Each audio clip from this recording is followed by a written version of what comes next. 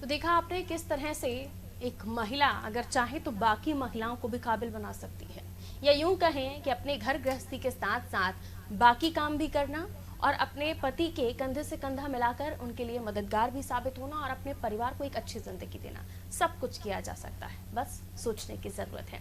भारतीय समाज में महिलाओं का संघर्ष दोहरा है। घर की दहलीज के भीतर और बाहर उसके लिए अनेक चुनौतियां हैं। ये दोहरा संघर्ष महिलाओं को टूटने नहीं देता, बल्कि ज्यादा मजबूत और सशक्त बनाता है। देश के कोने कोने में महिलाओं की जीवटता की ऐसी अनेक कहानियां हैं। इन महिलाओं ने कठिन संघर्ष के बीच कैसे अपना मुकाम बनाया, इनमें से एक है नसरुल्लागंज की सुश्री अनीता श्रीवास्तव। अनीता का संघर्ष जो एक मिसाल है, उनका जीवन संघर्ष जिसके बारे में आप जानेंगे तो आप खुद कहेंगे कि ये महिला खुद में एक मिसाल है। आइए जानते हैं अनीता के संघर्ष की गाथा। नसरुल्लागंज के निकट एक छोटा सा गांव है लाड़कुई। लाड़कुई में लाड़ प्यार से पली अनीता के जीवन में उस वक्त तूफान आ गया जब 19 वर्ष की उम्र में ही पिता का साया उनके सर से उठ गया। पिता वन परिक्षेत्र में बाबू के पद पर पदस्थ थे। उनके देहांत के बाद सारी जिम्मेदारी अनीता के कंधे पर आ गई। मजबूत इरादों वाली अनीता ने हिम्मत नहीं हारी। उन्होंने लगातार संघर्ष किया। परिवार में दोनों बड़ी बहनों को संबल दिया। अपने से छोटे 2 भाई बहनों का सहारा बनी। अनीता न केवल आत्मनिर्भर हुई, बल्कि अपने भाई बहनों को भी पढ़ा लिखा कर काबिल बनाया। आज लिटिल कॉन्वेंट स्कूल की संचालिका के रूप में उनकी अलग पहचान है। छोटे स्तर से प्रारंभ हुआ यह स्कूल अब हायर सेकेंडरी तक पहुंच गया है।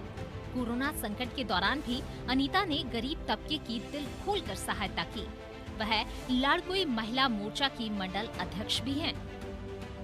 आर्थिक स्थिति बहुत ज़्यादा कमज़ोर थी और फिर मैंने लाड़कुई में एक प्राइवेट स्कूल में 150 रुपये से नौकरी करी।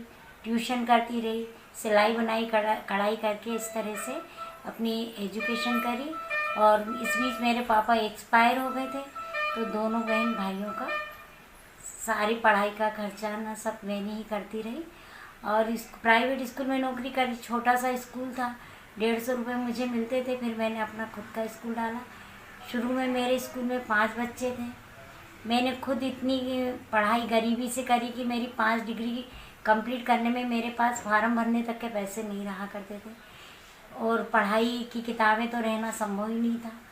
इसी सारे कारणों को देखते हुए मेरे स्कूल में जो भी बच्चे रहे, उनकी कई बच्चों की मैं फीस भी नहीं लेती हूँ और उनको पढ़ाती हूँ। और मेरा उद्देश्य यही रहा कि जिस तरह से मैं पढ़ के इस लाड़कुई में मेरे बच्चे भी अच्छे पढ़ें। अनीता के भाई आशीष श्रीवास्तव ने अपनी दीदी के संघर्ष को याद करते हुए कहा कि आज वह जो कुछ भी हैं, दीदी की वजह से हैं।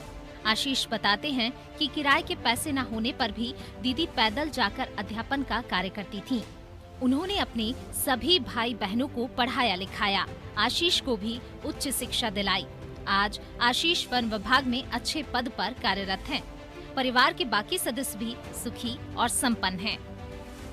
बहुत छोटे छोटे से थे जब हमारे पापा का स्वर्गवास हो गया, और अंजू दीदी ने बहुत घर को संभाला, पढ़ा लिखा के हम सबको बड़ा किया। मैंने भी LLB किया। करने के बाद बहुत परिस्थितियाँ ऐसी होती थी कि नसरुल्लागंज जाने को पैसा नहीं होता था किराए का, तो पैदल जाके शिक्षा दीक्षा करी। लेकिन हम लोगों ने हिम्मत नहीं हारी, दीदी भी करती रही, हम भी ट्यूशन पढ़ाते रहे। उनके सहयोग से आज इस मुकाम पे हुआ। फिर मैं फॉरेस्ट में वन रक्षक के पद पर अभी यहाँ लाड़कुई में पदस्थ हूँ। बढ़िया दिनचर्या और रूटीन चल रही है, सभी के आशीर्वाद से। परिवार को काबिल बनाना भी देश को ताकतवर बनाने के समान है। कठिन परिस्थितियों में बहुत से लोग राह भटक जाते हैं, लेकिन अनीता जैसी सशक्त महिलाएं अपना मार्ग तय करती हैं और दूसरों को भी रास्ता दिखाती हैं। इस महिला दिवस पर अनीता के जज्बे को सलाम है।